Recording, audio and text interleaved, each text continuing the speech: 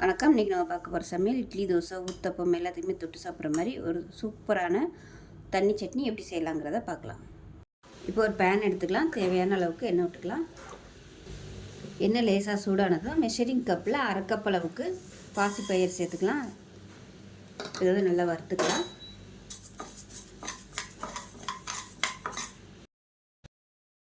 இப்போ நல்லா வறுபட்டதும் ஒரு 10 வரமிளகாய் சேர்த்துக்கலாம். இது கூடவே சேர்த்து இதையும் நல்லா வறுத்துக்கலாம். இப்போ இது கூடவே சின்னதாக ஒரு துண்டு இஞ்சி சேர்த்துக்கலாம். இப்போ இதை அமர்த்திடலாம். எல்லாமே நல்லா வறுபட்டுருச்சு. அமர்த்திட்டு இது ஒரு மிக்ஸி ஜாருக்கு மாற்றிக்கலாம். இப்போ பாருங்கள், மிக்ஸி ஜாருக்கு சேர்த்துட்டேன். இப்போ இதை வந்து நல்லா பொடி பண்ணிட்டு வந்துடலாம். இந்த அளவுக்கு பொடி பண்ணிட்டு வந்துட்டேன். இப்போ 2 பல் பூண்டு சேர்த்துக்கலாம். ஒரு 4 சின்ன வெங்காயம் சேர்த்துக்கலாம்.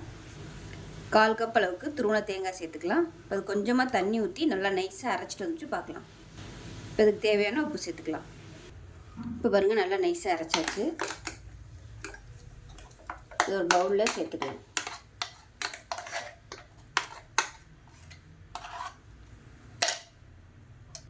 இப்போ மிக்ஸி அலசிட்டு தாராளமாக தண்ணி சேர்த்துக்கலாம்.